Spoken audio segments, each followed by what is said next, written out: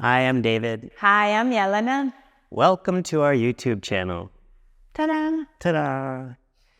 Today we're going to have a little tutorial on assisting, on how to assist postures. In Ashtanga, the traditional stuff that we teach, we do a lot of hands-on assisting during practice, so we'll help people get into certain postures to meet the conditions of the pose.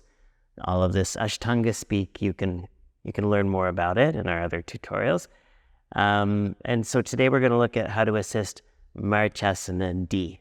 This is a big assist, and it's an important assist that we do quite a lot when we teach. Yeah, because you don't skip it. If you can't bind on your own, then you get an assist in it. But before we go any further, we have to say it: subscribe, like, and comment.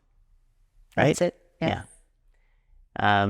We do read the comments, and so if there's a different assisting video that you want to see or any other posture, then give us the ideas.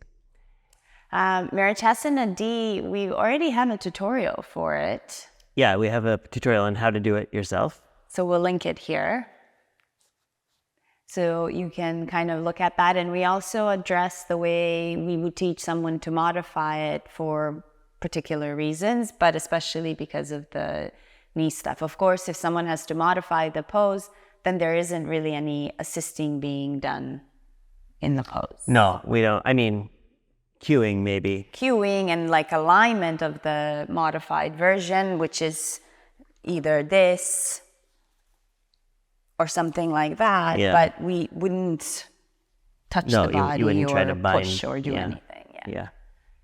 And then there's counterindications for twisting, so if somebody's doing half lotus in Marichyasana D, trying to do the full version, but they have any kind of discomfort in their knee, then we would never try to bring them any deeper, because knees go like that, So there's a little bit of discomfort, and then you push, and you hear a bad sound.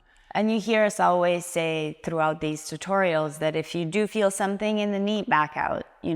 Try going back into the half lotus where you're closing more properly, and also have it looked at. Try to figure out what is happening. You don't want to sit or push into knee pain. And of course, all assists are done with consent, obviously, and communication. So we always ask people, are you good? Do you want an assist? And how is this? Things like that. Keep checking in.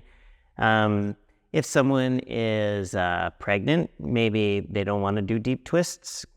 Check in with them for that. And if there's something going on in the stomach, digestive organs, if there's any kind of, cancer, growths, things like that, you probably shouldn't be doing any twists or putting any pressure there. Mm-hmm. Okay? All right. So we'll start with Jelena getting into the setup position. So we're assuming the half lotus. Jelena can get into it. She's bending the knee. And this is the first side of Marichyasana D, right? So the left leg is bending.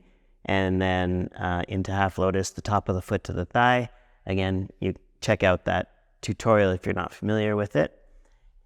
And then the right foot draws back. So the first thing, obviously, that you do when you're about to assist is before you touch, you assess. You look and just see, are the traditional coordinates being met? Is she in the shape that we're looking for Marichyasana D? And then biomechanically, anatomically speaking, is it safe?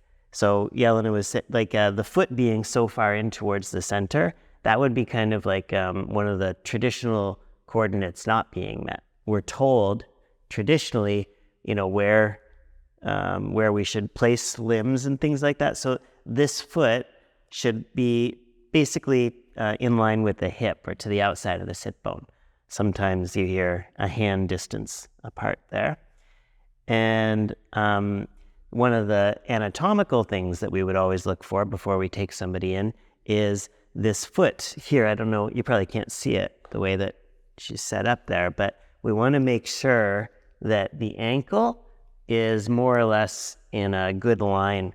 It's normal or common for the foot not to be completely up on the top of the thigh, and then you get this sickled ankle, And so that alone can be uncomfortable, but as soon as you start putting pressure on it, it becomes an issue. I can feel it already, just even demonstrating it. Yeah. So you don't want to try push someone deeper into a twist, because at that point, all they're going to feel is the pressure in the ankle, and it's really, really painful. It's not. So you have to make sure that their foot is really high up and the heel is pressing into the lower belly, and then that there is an engagement. Again, all of this we talk, but that there's this kind of from the knee and then down the shin, across the ankle and into the foot. It's this nice straight line, and it's not going into this position. So often that means bringing the knee in closer. And sometimes if you start to cue someone like that, they can't do it. So the only way they're able to do it is like this, or with the knee, more open. Be careful. I wouldn't assist. I wouldn't go any deeper. And just to, put into context why that would be, well, here there's less of a foot literally in my belly. So it feels like I can twist more. I can actually twist more. There's more space, versus when my foot comes up higher, I really have to find that engagement through the lower belly, pull in, and also find the rounding in the lower belly, which we'll talk about in a second. And so that is a lot more challenging as a alignment. Yeah. Okay. And then,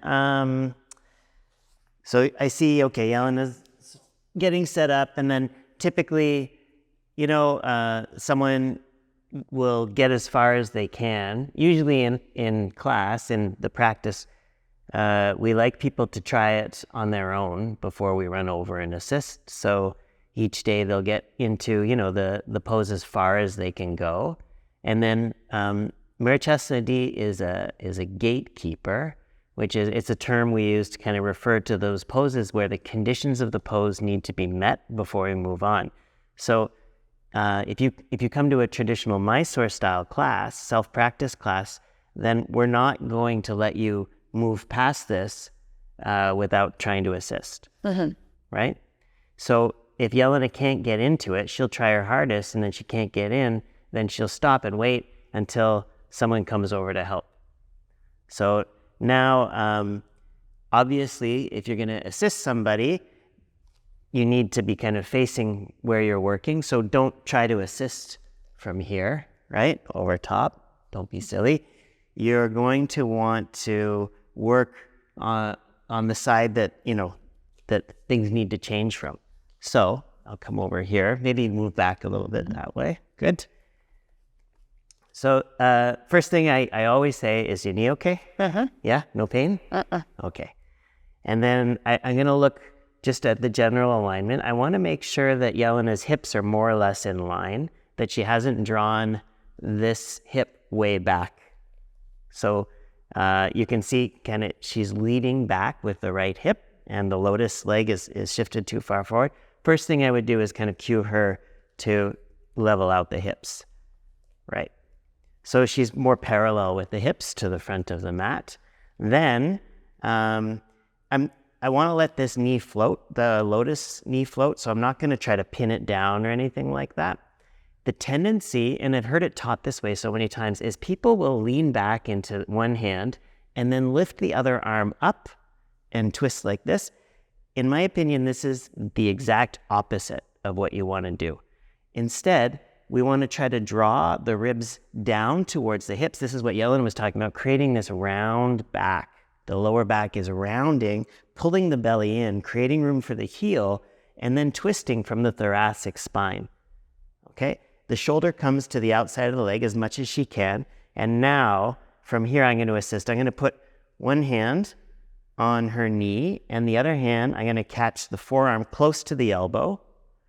And I'm going to get her to lean back a little bit more, but I'm going to hold the leg forward, twist, convince her to come a little deeper in, and I'm trying to get the shoulder as close as I can to the knee, because the closer the shoulder comes to the knee, the easier it'll be to get the humerus around, and then the elbow can bend to bring the forearm to the inside.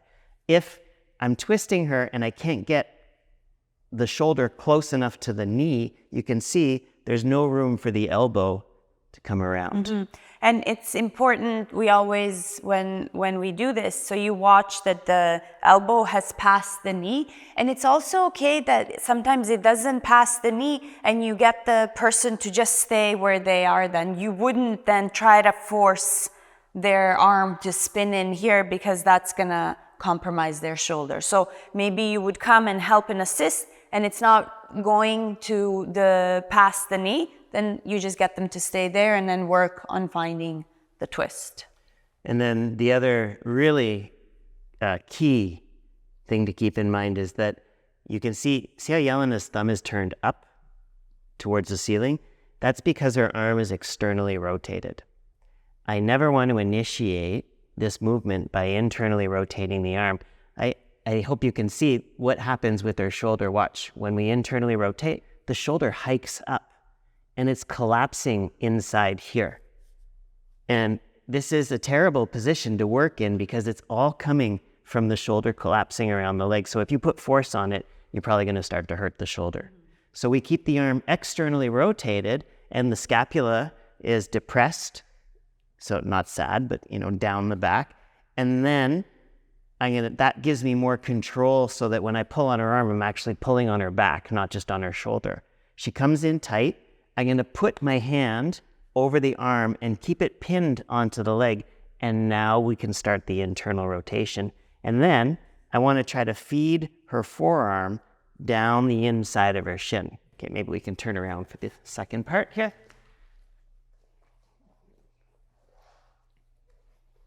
And do the same side. We need like a spinning stage. Yeah, that's right. That's like turning. Why don't we have a spinning stage? Maybe at 100,000 followers. Yeah, we'll have a spinning stage. Okay. You can make it happen. Subscribe. Okay. So we were here. We got Jelena's shoulder to the outside of the knee. I'm holding it down. We internally rotate it, and I'm bringing the forearm to the inside. So I can use that free hand now. I'm holding her shoulder down, pinning it onto the knee, and feeding this arm around. And then, once she's here, I can shift her more forward. In this pose, we want to eventually have the lotus leg on the floor, and the other hip will lift. Now, watch this. You could, maybe Jelena is, faking it. She can do it on her own. So I'm holding her down. It's not very hard. I could just reach back and bring her into position here.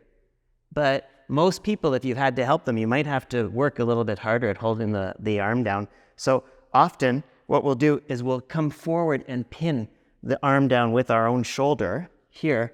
And my hand, that same hand that's pinning her down, the shoulder pinning her down, can come and help feed that arm around. And I'll reach back around, catch, instead of pulling on her fingers, don't pull on the fingers to get the hands together. Grab from the elbow, internally rotate, and then squeeze the arms towards each other to bind. And while you're doing that, you're really close to their ear, you can say good, positive, reinforcing things like, very good, and that's nice, and breathe. Good, all right. That's a pretty long Marichyasana. Yeah. Yeah. Whew. Also, when I'm assisting, I never do it on my knees. I'm doing it just, for the camera, but usually I always assist like this so I can move around freely. And this is, I was going to mention it too. This is important, especially if you're on a smaller side and you're assisting someone that's bigger than you, where you have to be very mindful of how can you utilize your body weight that you are helping them. But, given that you're smaller, they're stronger than you in that sense. So staying on your feet and being able to kind of grab their arm and then pull back and use your weight to get them to go a little bit deeper is really, really helpful. Mm-hmm. And the other thing too, finally, is using a towel. Use a towel around the knee. Jelena's wearing a shirt and she's not sweating because we didn't just do the practice, but usually if people are sweaty and it's skin on skin, that's going to make it hard to stay in the bind. So we wrap a towel around the knee, and it's totally legitimate in Ashtanga. It's the legal use of a towel. Yeah. You can use it to create a bit more friction. All right. Was that helpful? Let us know. Yeah. Subscribe, like, etc. Tell us what you want to see. That's it. Thanks for joining. See you soon. Bye.